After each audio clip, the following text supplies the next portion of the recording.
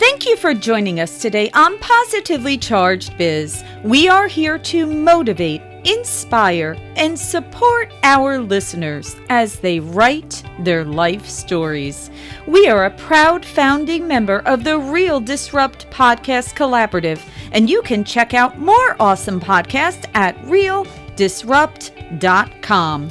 And for more inspiration, go to Amazon.com and purchase my latest book, Say Yes Every Day, Discovering Your Superpower. Hey everyone, hope you're having a positive and productive day. I am so excited for our guest today. And before I introduce this amazing lady, I need to start with a bit of the backstory. A few years ago, I watched a YouTube video called Kindness Boomerang. I was so moved by the concept that a single act of kindness can spread and grow that it inspired me to actually make a change in my own life. And I, at that moment, decided to take Dance for Kindness to my company and be able to share it with the rest of my team. And now I would like to introduce you to this amazing woman, Miss Orly Wahba. She is an educator, an entrepreneur, an author, a community activist, and the lover of people.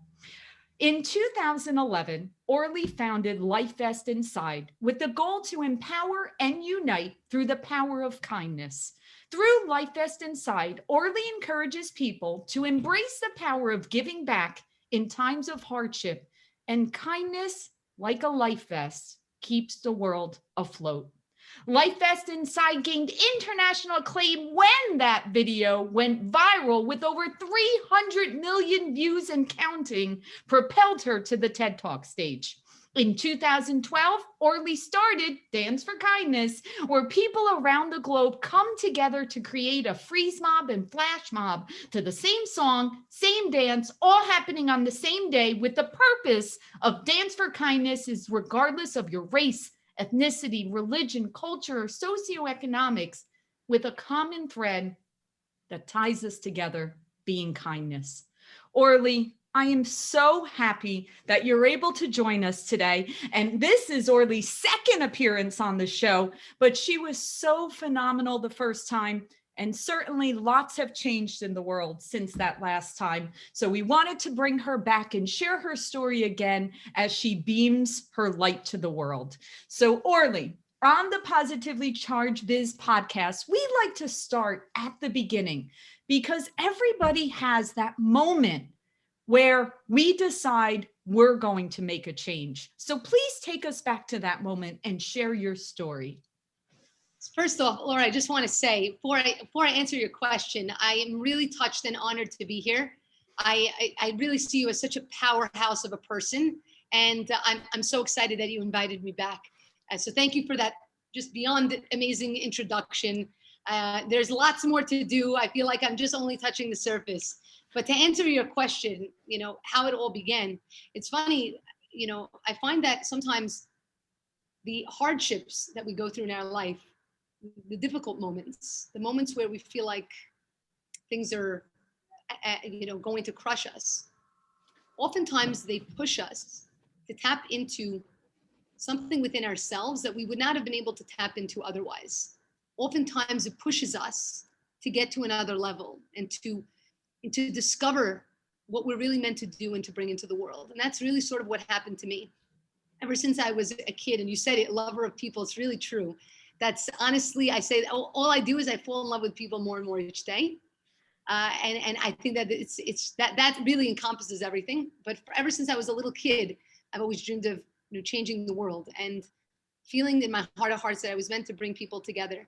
I remember myself even as young as 4 years old, not understanding where the animosity in the world comes from, why it exists, and wanting to be a part of making that change. Now, when you're a 4-year-old kid talking about changing the world, people think that you're absolutely crazy.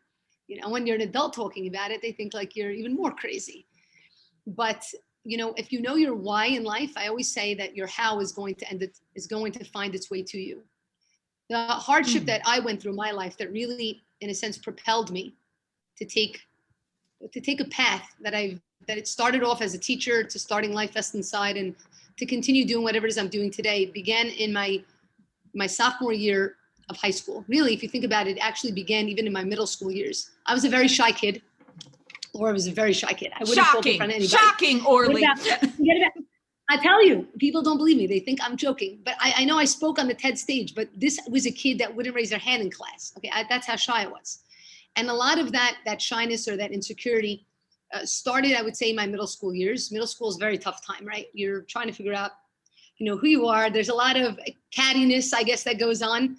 And, in the midst of my middle school, I came into school one day at the very beginning of my 7th grade year, and my friends, those who I thought were my friends from the year prior, suddenly just flipped a switch and just completely turned on me. Suddenly it was like, no, you can't sit here with us at lunch. They'd all be making plans during the weekend. I'd call up to see what people are doing. Everyone said they had other plans with their family, and I'd find that they'd all be hanging out together. So it really felt like I didn't belong. I used to go to the nurse's office almost every single day. I just didn't want to be there. I felt invisible. And those feelings led to even increased insecurity. And those feelings of insecurity led with me into high school, which is already a tough time as it is. You're trying to figure out who you are amidst everybody telling you who you should be.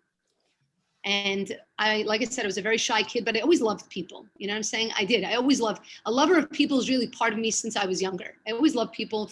If you were absent from school, whether I knew you, didn't know you, whether we hang in the same crew or not, I was the kid taking notes for you and bringing it to you the next day. And going into my sophomore year, the very beginning of my sophomore year, probably one of the greatest things happened to me. It was also one of the hardest things. Now, it's very easy to look back and say it was the greatest thing. It didn't feel very good at the time, I'll tell you that much. And we had a fire in my house in the very beginning of my sophomore year. And overnight, my family lost absolutely everything. Wow.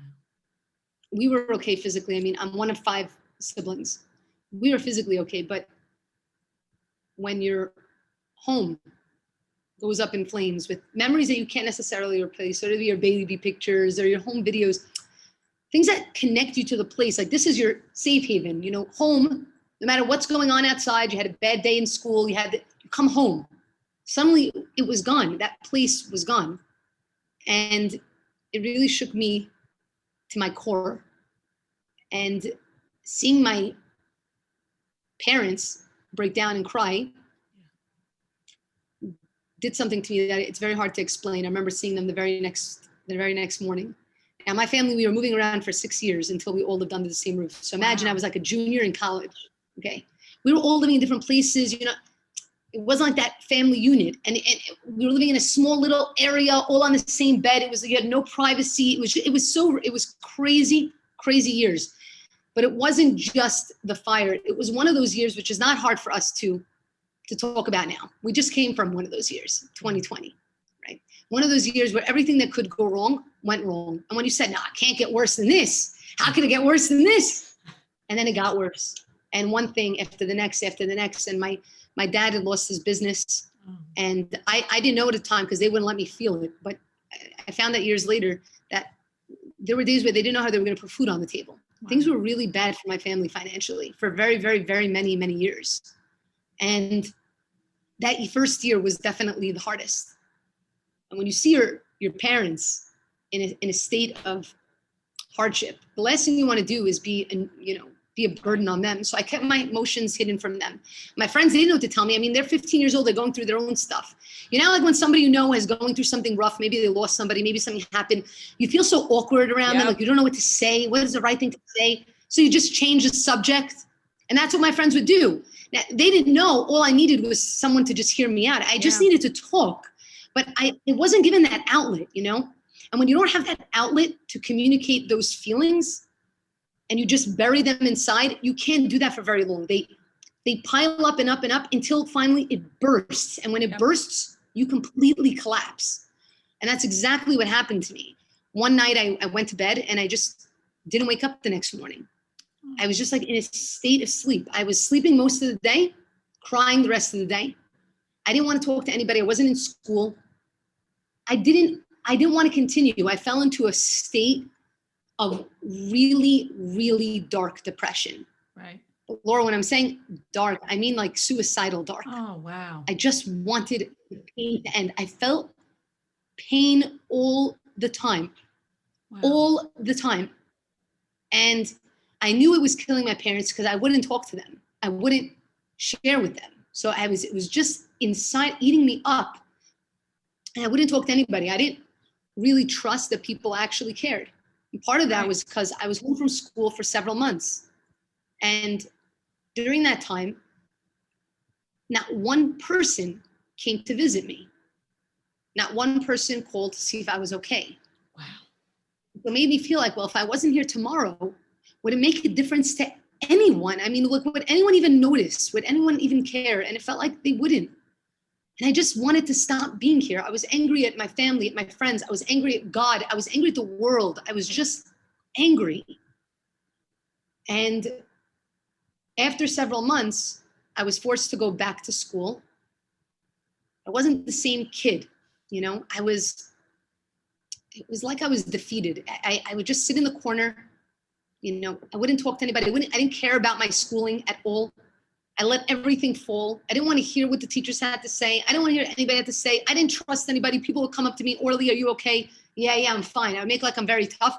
And inside I was just crying out, please, please ask me again, please. Yeah. And they wouldn't. And it would be like a proof to myself that people don't really care. Right. You know, you play that trust game, you know, you don't really trust people because you've been hurt. So you see, it's another reason. Now you're you see protecting yourself, right? Exactly. And closing yourself up. And then one day, I'll never forget this day. I was getting ready to go to school. This is after several months of being pushed to go back into school. And I was in the bathroom. I was washing up, getting ready for school. And I was looking at myself in the mirror and really looking at myself. And the scariest thing happened. I didn't see me. I saw like a shell of a person. I didn't see that 4-year-old Orly that dreamed of changing the world, that was just filled with this crazy spirit and like joy that nobody can break. It was like she was gone. I felt depleted, like a shell of myself. And I looked into my eyes and it scared me. And I said, I don't know how I got here. And I don't know how I'm going to move forward from here. But I can't let this be it. This can't be it for me. And I made a promise to myself at 15. And, you know, the promises that we make to ourselves sometimes, man, those are really the most important promises. And it was a promise that guided me to my years teaching, where I was a teacher for 7 years, guided me to Life Fest Inside, guided me to what I'm doing now, to whatever is going to come next, you know. And it was a promise to be there for people the way that I wish somebody would have been there for me. Wow. And to see people the way I wish somebody would have just seen me. And it's that promise, like I said, that keeps me going. And over those next couple of years of high school, I was sort of walking alone, which is not easy to do. You know, it's hard to even walk across the lunchroom in high school by yourself. Yep. But it gave me a great opportunity. It gave me a chance to do something we don't even get to do as adults. It gave me the chance to fall in love with me for me. Not because I wanted to impress that person or I wanted that crew to think I'm cool or I want to be accepted. It gave me a chance to fall in love with me for me, to actually just be silent, sort of like a Corona time, right? Where we're doing a lot of inner work, right? We're doing a lot of the work of the art. We're turning in. It gave me that chance. And what I found is I found my voice, the voice that was inside of me since I was 4 years old, but that didn't have the confidence to really shine. And in my senior year of high school, as I was on a seminar with my classmates, the teacher was talking about obstacles, and I did something I never did before. I had the courage finally to raise my hand, and I had something to contribute to the conversation. And then these kids that I used to be so super intimidated from, were coming up to me and asking me for advice. And what I found is that the more I gave, the more I healed, and the more I gave, the more I healed. And I just became in love with this concept and this idea of giving. And it was in that moment that I realized that although I've always been a giver, that my giving wasn't coming from a positive place. It was coming from a place of weakness, not from a place of strength, because there are two types of giving. Coming from strength is from a place of abundance. It doesn't leave you feeling depleted. It leaves you feeling empowered. Yep. When you're giving from weakness, you feel depleted. You feel like it's a sacrifice. And people give from weakness for various reasons. But suddenly that shift happened. And what I realized is that I cannot expect others to give me the validation I need to love me and to recognize me. I need to first feel validated, knowing that I'm here. That means right there, just the fact that I'm living and breathing is validation enough to know that I'm here for a reason, to know that I have a purpose, to know that I matter, to know that I'm significant, to know that I'm a piece of the puzzle. Yep. Only then can you then start to see each person as being another significant piece of the puzzle. And that's how we create kindness. Because kindness oftentimes exists because if I don't love me and I don't recognize my piece of the puzzle, you think I'm going to recognize your piece of the puzzle? Nope. I won't be able to embrace you for your different thoughts and ideologies. Yep. I won't, because I don't even embrace myself. Nope. And so this is what led me on my journey. From hardship, because when we're at our lowest, we're also at our highest potential. Right. Whenever you find yourself at your lowest, you are also simultaneously at your highest potential to choose which way to go. And nobody would have blamed me if I chose to go down a different path to fill the void with whatever it may be, external things, whether it be drugs or whether it be whatever it is. We have a choice. And it's a choice that we have to make every day. Yes. Oh my goodness. I don't even know where to start with that. But Orly, you're preaching to the choir of, I totally connect to everything you're saying. And literally, I say to myself on a daily basis, if only every person in the world realizes their value of what they have to offer to the world, that you are so correct that every day that we get on this earth is one more day that we are here for a reason. Every single one of us has a gift to share with the world, whatever that greatness is. But it starts with us realizing it, because we, like you just said, we can't offer anything to others if we don't have that sense of love for ourselves. And every one of us is special and unique, and we all have something to offer others, but it starts with us. Oh my goodness. It's so powerful. It is not easy. It is not easy. It is a constant uphill battle. There's no such thing as, having self-value isn't like a video game. You don't beat the game and then you're won. No. You will constantly have ups and downs, because every person, even the most confident person that you can think of, even the most successful person you can think of, even the influencer that you follow and you think has their whole life together, everybody has insecurities. Everybody has moments where they're down. Everybody has moments where they don't want to get out of bed. Everybody has moments where they question their worth. Everybody. Nobody is free from it. But it's our choice to be able to get back up. We have to be able to pick. It's okay to sometimes be down. You're supposed to, and you're allowed to feel the full gamut of emotions that the world has to offer us.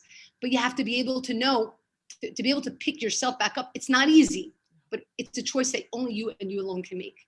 Right. And one of the things that you said, okay, and there's so many valuable things that you just said, but when you just said, I see you, that is so powerful, because just feeling seen, just feeling heard, it is probably one of the most special gifts you can give someone.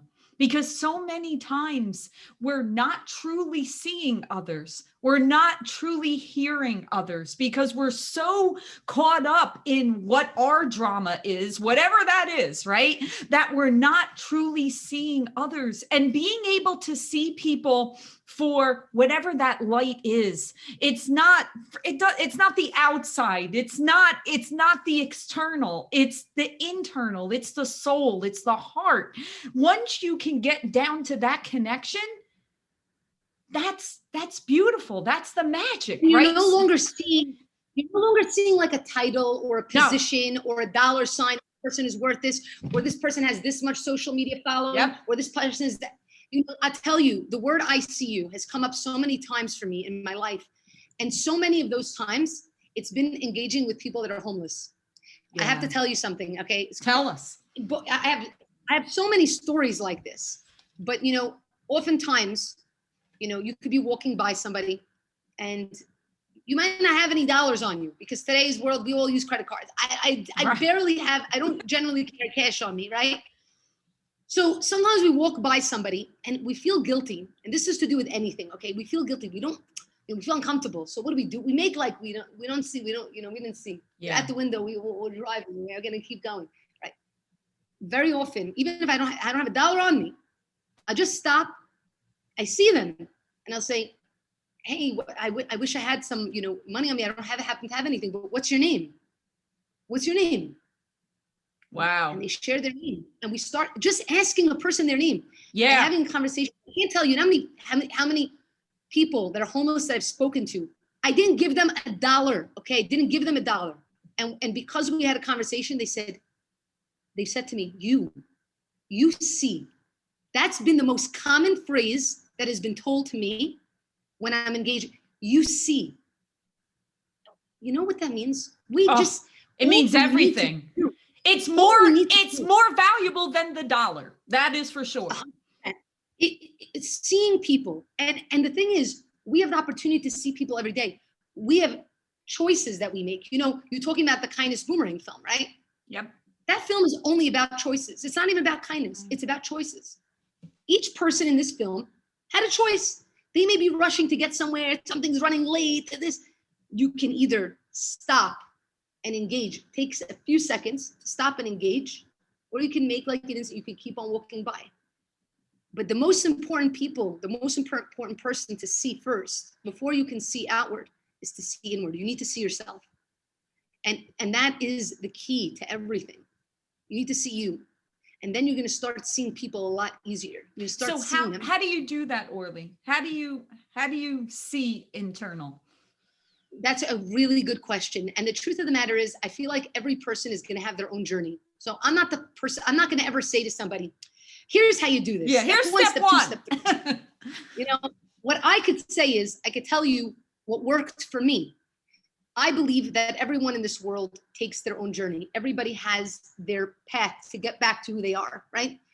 Because we get lost a little bit on this journey. We're on a journey somewhere, right? We get a little bit lost. We get a little bit sidetracked. And each of us, in a sense, sometimes we do our greatest growth when we're actually alone, as sad as that sounds. The times that are the hardest for us are generally when we grow the most, right? We grow the most during those times. Because what are we forced to do? We're forced to look at ourselves in the mirror.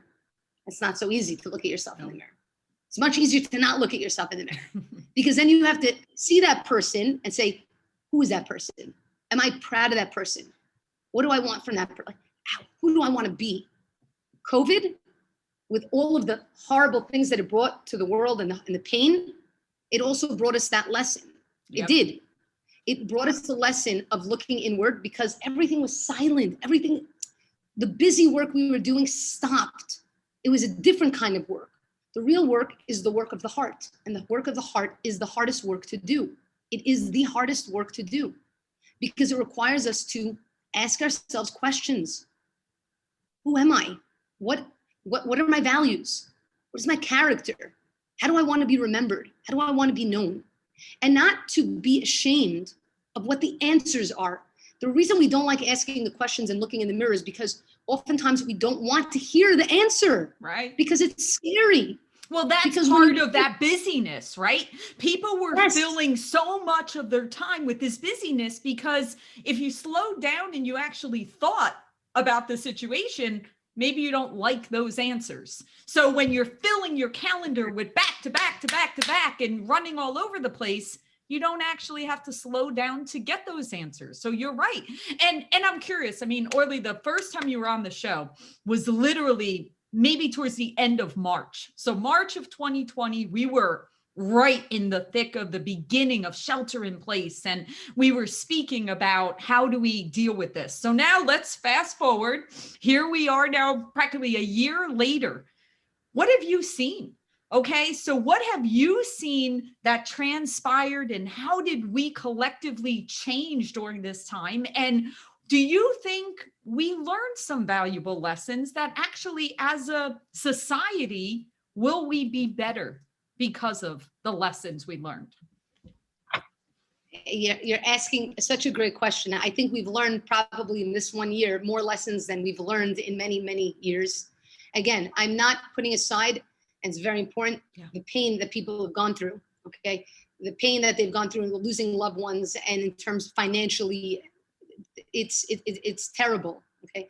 So I would never say, oh, this is good because of this. But we always have to be able to take something good from something that is not good. Otherwise, we would just cease to exist. We would just say, forget it, I'm giving up.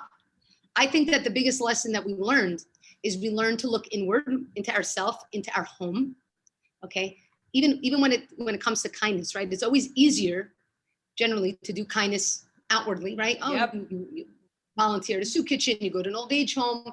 You know, I remember I tell this story from when I was a senior and I started getting involved in community service work. And I was volunteering at an organization, okay, nonprofit organization in my community that offered different services. And one of the services they offered is tutoring services to kids from families that can't afford it, and so on and so forth. And so I was with a friend of mine, and the younger sibling of my friend comes and says, please, can you help me with my homework? I really need help, blah, blah, blah. No, get away, I'm very busy, I can't do this right now, whatever, ask somebody else. 2 minutes later, phone rings. Hey, we're calling from the organization, the community, and we have a kid that needs to be tutored today. Could you come in? Yes, yeah, I'm coming, I'm on my way. And it's funny because we tend to do this. Again, we're not bad people, but it's easier for us to think of like doing good as like a checklist item. Very often, the greatest good you could do is right in your own home. It's right next, it's actually the person sitting right next to you. And that's not the easiest because we tend to take advantage of those that are the closest to us because, right, our family or our loved ones, they love us even when we're crazy and we do crazy things. So we tend to take advantage of that. Here we were in COVID and we were locked in home, meaning you are home. You are with those people every day and they're there. And so I think that a lesson that it taught us also is to work on those aspects and also to appreciate those people. You know, it's funny, you asked the question since we spoke last time, I've been doing a whole assortment of these global video collaborations with people from around the world, asking questions and having people submit their answers. And I did one video. I don't know if you saw this, but you got to check it out. I did one video called on 2020 lessons, where I said, you know, isn't it interesting? Before the year 2020, take out the year 2020 for your moment, okay? When you used to hear somebody say 2020, what was the first thing you used to think about? Vision. Perfect vision. Yep. 2020 used to mean perfect vision. Yep. Right? So it's very interesting that the year 2020 turned out as it did. And so I asked people from around the world to share what positive lesson did they learn from the 2020 year? How did it bring perfect vision into their life? What did they see that they hadn't seen before? And one of the most common responses was family. Yeah. One of the most common responses from hundreds of responses was family. Yeah. But that's what people start to see. And I think that alone is a huge win for the world, in my opinion. To acknowledge and to recognize our family and to be able to give into our own family is a huge thing. I think another thing that people have learned, especially people are on their own, is they've learned to make more space for themselves, right? Create more balance for themselves. I know I have. I could tell you that right now. I definitely wasn't balanced before. I love, working, and I love because it doesn't feel like work. And suddenly things shifted. And I feel like in this year, oddly enough, I feel like I got so much more balance in terms of, I'm not here with my family because I moved to Jerusalem right before COVID happened. Yeah. I haven't seen my family in a year. It's the longest time I ever haven't seen them. It's very hard. But I've made a family in terms of friends. And so even having time for friends and having time to take care of myself, to even go for walks, to look up instead of looking here at the phone, but to look up and to engage in the world in a different way, in a silent way. It's really these small silent changes that have happened. These are some of the things that I think that as as a world that I think that we've learned, lessons that people have learned. I, for certain, have learned them. Yeah, and I totally agree with you. And it's very interesting. You know, I was just having a conversation with someone that they've been at their company for 15 years. And she called me to tell me she's actually leaving that company. And I said, wow, you've been there for 15 years. I said, why? What was the decision to make the move? And she said, COVID. She said, when COVID hit and all of a sudden my entire world changed, I realized that I needed a change because I was caught up in this same routine over and over. And I have a great job and I have loved the company and all of that. But I realized that time goes so fast and 15 years already passed of doing the same thing. And I need to do something different.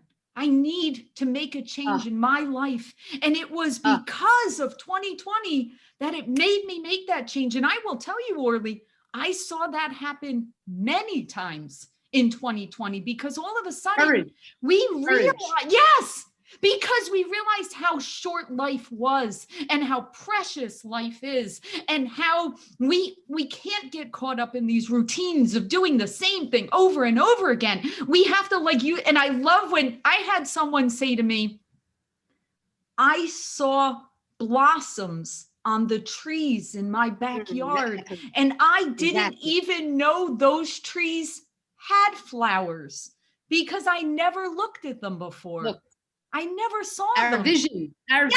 We start to see the things that actually matter, and we lose sight of the things that don't necessarily matter. Even here, I'll give you a perfect example.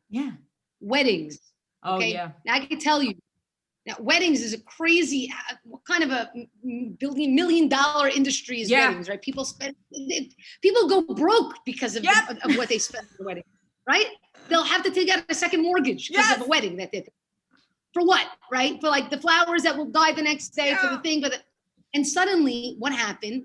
I remember a friend of mine just a year ago, right when COVID happened at the end of March, he ended up getting married. We saw it on Zoom with 10 people. There were just 10 people there. Meaning the things that we think matter, the physical things, right? These, materialistic things, suddenly those things fall by the wayside. And when we realize really what matters are relationships, are connections, are these simple things that are there, but we haven't taken the time to see because we've been so cluttered with everything else. So let me ask you a question. Here's my question for you though. Okay, so let's fast forward. Let's fast forward a few years, okay? Let's take us to 24, 25, take us a few years, okay? Okay. Do you think people will remember these lessons? Or do you think as time passes, we will start to go back to the way it was? What are your thoughts? You're asking a good question, and I think it's in two parts here. Number one, I sort of feel like the world lost a sense of its innocence through COVID, similar to, and again, I'm not comparing it because they're two completely different, hardships and tragedies that happen. But just like how the world changed after 9/11, people always say, after 9/11, the world, it became a different world. It was like, we lost an innocence that we had once. It was taken and it wouldn't come back. That innocence was lost. I believe, unfortunately, okay, or we could say fortunately, how we want to say, but I believe that an innocence has been lost due to COVID.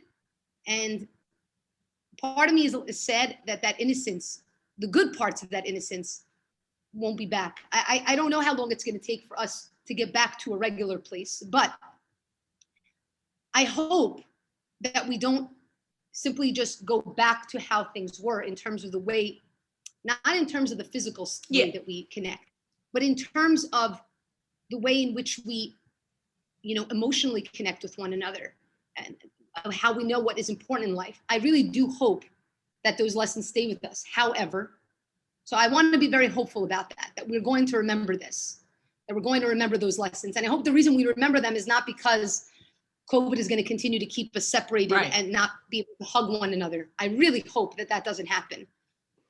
However, as human beings, we do have short-term memory span. We have a short-term, meaning we forget we tend to forget easily. It's not for no reason that they say, and again, I hate to say this, but it's not for no reason that they say that tragedy brings people together. Yep. It's not for no reason, because when things are hard, right? When things are tough, people take a checks and balance of their life and of what matters.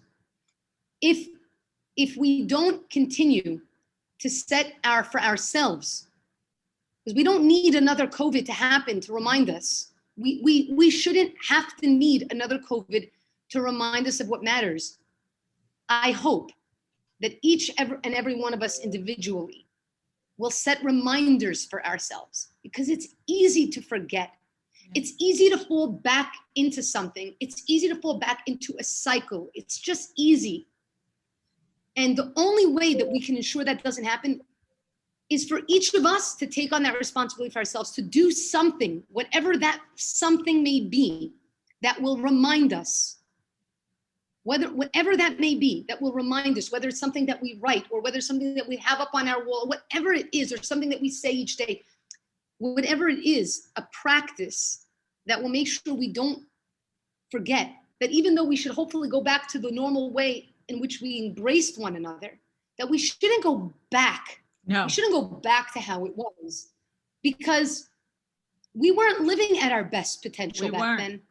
We weren't living our best selves. We were caught up in some sort of a cog that was running on autopilot. That's correct. We need to take our life back to stop running on autopilot. But that is a conscious choice, and it's not so simple. So that's my thoughts about that. It is not. And I agree with you, Orly. And I encourage everyone. It's all of our responsibility. It's all of our responsibility to never forget, and the analogy of 9/11 is a perfect analogy of that, right? Yes, we will forever be changed, forever. But the lessons that we learned during this time, we owe it to all of society for us to never go back to that busyness, to that sense of not appreciating human life and not appreciating those relationships. All of us, we want to go back to being able to hug, and we want to be able to do all of that. But it's not just about the hugging. It's about what that relationship means. And it doesn't even have to be a physical self. I mean, we've all learned how to deal with virtually, and we've all grown to that. I don't think that should ever go away either. I think there should be a balance between the two, right? You should have the virtual and you should have the physical. And we need to always remember these lessons. Now, Orly, what are you working on at Life Vest Inside right now that kind of help? Tell us what you currently are working on and what your current projects that you're sharing. So I tell you, like I said, it was last year when we first spoke that I said, I need to do something. So I started working on these video collaborations, and they've continued. I just released another one just a day ago called Who is Your Life Vest, where we ask people from around the world who has been a life vest in their life. The most beautiful responses ever. I cry every time I watch it. It just got released. It's on our YouTube channel. I would highly recommend checking out our video collaborations that we put together, and we're doing more of them. We have another one happening right now, and you can be a part of it. The one that we have currently going on is called the Tribute to Our Elders, where we're asking people to share in 10 to 15 seconds their name, where they're from, an elder in their life that has taught them a valuable lesson, what that one-liner is that they're always known for saying, and then just, you can expand on it a little bit more. And I give examples of this, within the videos that I have up on my channel. But the idea is, in this year of COVID, we lost so many of our most wisest, wisest among us, which are our elders, our seniors. They lived through so much in their life. And oftentimes we cast seniors to the side. They're from that time. Meanwhile, it's on their backs that we're standing here today. Yeah. And so we say the words, respect your elders, but do we really live them? And so the purpose of this video is to really be a tribute to the elders and to share this out with them, to get this out as much as possible to them. And we're inviting people from around the world to share in these video collaborations. So this is the one that we have going on right now. We have many, many more, and you can learn more about them. You can either email me directly at orly@lifevestinside.com or sign up for the newsletter And I announce always when we have a video collaboration, I announce it there as well as on our channel. One of the other things that I have going on right now is our educational curriculum that we are launching. It's an arts and music curriculum to do with kindness that we're launching. So I've been working on that. Really excited that that's getting out there. And part of the other thing that I'm working on is getting ready for our 10th annual Dance for Kindness. Whoa. Could you believe it? I can't believe it. Oh my goodness. But that's right. That makes total sense. Yeah, we're at the 10-year mark. Oh my goodness. Now, last year was the first time that this past year, 2020 was the first time we did it as a virtual event. Right. We had like 60 speakers from around the world. We danced together virtually, which was really nice, but nothing takes the place of physically joining together. You remember what that's like. It's like the best feeling in the world. Yes. I don't know what's going to happen this coming November, but I am preparing to make this a really memorable experience and event. And so that's a very big thing I'm working on. One of the other ways that people could get involved, and this actually came about as a result of COVID. So because this year's Dance for Kindness was virtual and we couldn't physically gather and dance, we had everybody join us virtually once, because we had the program over the course of the week, to dance with us virtually. And after we danced, everybody that was on shared where they're from. We had different countries on sharing their thoughts. It was so nice and just like authentic connection. And so one of the people said and recommended, hey, why do we have to wait for Dance for Kindness a year from now? Why don't we do this every month? I'm like, okay, let's do it. And so the choreographer that was on, his name is Marvin Casey, he agreed to, and he stood up for the task. So each month, we have our first one is going to be on February 9th. Awesome. Every month, we are going to have a new dance, a new dance style and a new dance that is going to be, it's completely free. It's on our website. You're able to go on to learn the dance over the course of the month. Each month, it's going to be something new. And then once a month, we gather on Zoom to do the dance together. We do several different dances. It's going to be fun. And it's also exercise. And then after the dance, we're going to be able to all share and connect with one another. And I'm going to be giving out on the call on Zoom 3 simple acts of kindness that each take 3 minutes or less. And we're going to do them together on the Zoom and then discuss what the experience was like. Oh, so wow. People can join us on a monthly basis. The best place to go is danceforkindness.com. On the homepage, you'll see the dance for that month. You'll be able to sign up. And when you do sign up, it's just your email and your name. It's completely free. You'll also be entered to win prizes that I'm going to give out on the day of the actual event. So that's another exciting thing we have happening, as well as our Kindness Challenge, which we launched back in November. That's still going on throughout the course of the year. And people can also learn about that on danceforkindness.com. We give out different challenges that people can do from the privacy of their own home. A lot of them are digital. And that's how we've been creating these amazing video collaborations, is through the Kindness Challenge. Oh, that's awesome. And I do get your daily email, the Daily Kind. Yes. So that's another way that people can sign up, right? And get that in their email. We have the Kindness Flash, which is a monthly newsletter. We have one coming up now. Every month it's a different theme. And then it's all things to do with that specific theme. So whether it's the Daily Kind or the Kindness Flash, you could check that out by going to lifevestinside.com. And of course, each week I put out a video called the Kindness Kickoff, where I do a reading from my book, Kindness Boomerang, which is a great resource, by the way. It's 365 pages, one for every day of the year, with an act, an inspirational quote, and a short reflection on the power of paying it forward. So it's a great resource for your family, for your friends, for your colleagues within your school. So check that out as well. You can check it out on our website, and then also tune in to the weekly videos on our YouTube channel. Love it. Love it. I mean, it's so much positivity, and all of this is at no cost, meaning we can spread kindness every single day and see people and hear people and make a difference. And, Orly, I mean, going back to your initial, story, sometimes it's just recognizing and listening and being there for someone. And you're correct. When someone is going through a difficult time, we don't know how to approach them. We start to shy away from the people when they need us. But we know that sometimes just saying, hey, I was thinking of you today. How are you? Just connecting, just having that, it could be that moment that it makes a true difference in someone's life. And it doesn't cost 100%. Us anything to do it.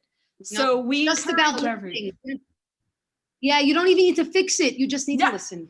That's exactly right. We're not asking you to go get your, psychiatry degree or anything else. We're not asking you to fix it.